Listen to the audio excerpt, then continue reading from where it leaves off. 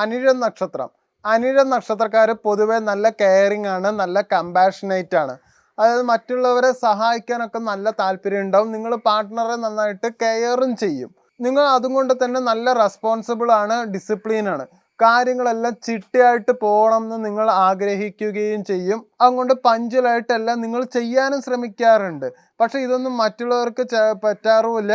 പലപ്പോഴും നിങ്ങൾ ഒറ്റപ്പെട്ട് പോവാനും സാധ്യത വളരെ കൂടുതലാണ്. നിങ്ങൾ ഇമോഷണലും ആണ്, സെൻസിറ്റീവും ആണ്. അതുകൊണ്ട് സ്ട്രോങ് ഫീലിങ്സ് ആണ്. ഭയങ്കരമായിട്ട് ഡിറ്റാച്ച് ആവും. അങ്ങനെയുള്ള പ്രശ്നങ്ങളൊക്കെ എന്തായാലും ഇതിൽ ഉണ്ട്. അതുകൊണ്ട് പലർക്കും നിങ്ങൾ നല്ലൊരു ടോക്സിക് ആയിരിക്കും. ചിലർക്ക് ആ ടോക്സിസിറ്റി നല്ല ഇഷ്ടമായതും കൊണ്ട് നിങ്ങൾക്ക് അത് ഗുണം മാത്രമേ ചെയ്യാറുള്ളൂ. പ്രോബ്ലംസിൽ ലോജിക്കലി ആനലൈസ് ചെയ്യാനും അതിൽ സൊല്യൂഷൻ കണ്ടെത്താനും നിങ്ങൾക്ക് നല്ല കഴിവുണ്ട്. പക്ഷെ പലപ്പോഴും സ്റ്റൂ ബോണായി പോകണം കൊണ്ട് ഇമോഷണലി ഒരു തീരുമാനം ചിലപ്പോൾ പെട്ടെന്ന് നിങ്ങൾ എടുക്കും. അങ്ങനെ സ്റ്റൂ ബോണാവാൻ സാധ്യത വളരെ കുറവാണ്. അതുകൊണ്ടും എടുത്ത തീരുമാനം എന്തായാലും കറക്റ്റായി എന്നൊരു തോന്നൽ നിങ്ങൾക്ക് എന്തായാലും ഭാവിയിൽ ഉണ്ടാവും. അപ്സ് ആൻഡ് ഡൗൺസ് ജീവിതത്തിൽ അപ്പോഴും നിങ്ങൾക്ക് ഉണ്ടാവാറുണ്ട്. പക്ഷെ പേഷ്യൻസ് ഉണ്ടെങ്കിൽ മാത്രമേ നിങ്ങൾക്ക് ഉയരത്തിൽ പോകാൻ പറ്റുള്ളൂ. അല്ലാത്തപ്പോൾ നിങ്ങൾ വെറുതെ ഓടിക്കൊണ്ടിരിക്കേണ്ട ഒരവസ്ഥ നിങ്ങൾക്ക് ജീവിതത്തിൽ ഉണ്ടാവാൻ സാധ്യതയുണ്ട്. ലീഡർഷിപ്പിൽ നല്ല എബിലിറ്റി ഉണ്ട്.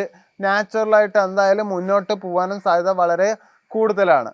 അതുപോലെ തന്നെ ഒക്ടോബർ മാസത്തിൽ ജോബിൽ എന്തായാലും ഒരു അൺഎക്സ്പെക്റ്റഡ് റെസ്പോൺസിബിലിറ്റി നിങ്ങൾക്ക് എന്തായാലും വരും. കരിയർ ഗ്രോത്തിൽ പ്രൊമോഷൻ, ന്യൂ എക്സൈറ്റ്മെൻറ്റ്, അതിൻ്റെ പേരിൽ ട്രാവൽ, ഇതൊക്കെ കൂടുതലും നിങ്ങളെ മടുപ്പിക്കാനാണ് സാധ്യത വളരെ കൂടുതലായിട്ട് കാണുന്നത്. ബിസിനസ് ഡീൽ എന്തായാലും നടക്കും. കോമ്പറ്റീഷൻ ഉണ്ടെങ്കിൽ മാനേജ് ചെയ്യാൻ പറ്റുന്ന ഒരു പ്രശ്നമേ നിങ്ങൾക്കുള്ളൂ.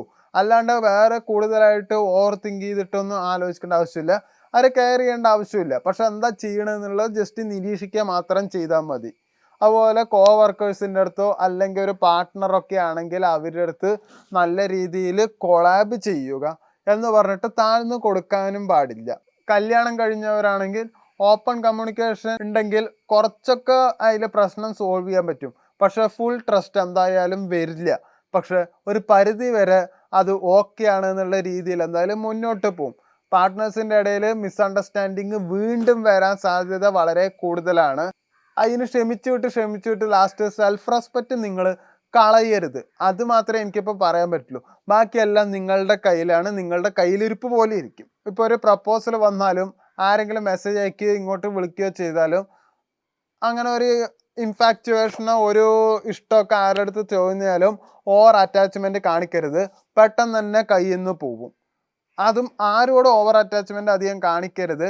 അവർ തെറ്റിദ്ധരിച്ചിട്ട് ഒഴിവാക്കാനേ നിങ്ങൾ ശ്രമിക്കുകയുള്ളൂ. ഒക്ടോബറിൽ ലോങ് ടേം സേവിങ്സിൽ ഇൻവെസ്റ്റ്മെൻറ്റിൽ ഫോക്കസ് ചെയ്യുക. പൈസ കിട്ടണമെങ്കിൽ ആദ്യം ഒരു 65% സേവിങ്സിലേക്ക് നിങ്ങൾക്ക് മാറ്റാൻ കഴിയുമെങ്കിൽ യു ആർ ലക്കി. ഭാവിയിൽ നന്നായിട്ട് പോവും. ഇല്ലെങ്കിൽ നല്ല പ്രശ്നം ഉണ്ടാക്കും. കടങ്ങളുണ്ടെങ്കിൽ അതെന്തായാലും കൊടുത്തു തീർക്കുക. അതെന്തായാലും ഒക്ടോബറിൽ നിങ്ങൾക്ക് കുറച്ച് മനസ്സമാധാനം കിട്ടും. കണ്ണ്, ത്രോട്ട്, ഡൈജഷൻ പ്രോബ്ലം നിങ്ങൾ എന്തായാലും ഒക്ടോബറിൽ ഒന്ന് കെയർ ചെയ്യുക തന്നെ വേണം. ലൈറ്റ് നൈറ്റ് ഫുഡ് കഴിക്കലൊന്നും നിങ്ങൾക്ക് എന്തായാലും അനുയോജ്യമായിരിക്കില്ല. അതുകൊണ്ട് നേരത്തെ തന്നെ കഴിക്കാൻ ശ്രമിക്കുക. പേഷ്യൻസും പ്രാക്ടിക്കൽ അപ്രോച്ചും ഉണ്ടെങ്കിൽ ഒക്ടോബറിൽ ബിസിനസ്സിൽ എന്തായാലും വിജയിക്കാൻ കഴിയും. അതുപോലെ ക്വാളിറ്റി ടൈം ഫാമിലിയുടെ കൂടെ സ്പെൻഡ് ചെയ്യുകയാണെങ്കിലും നിങ്ങൾക്ക് അതെന്തായാലും ഗുണം മാത്രമേ ചെയ്യുകയുള്ളൂ.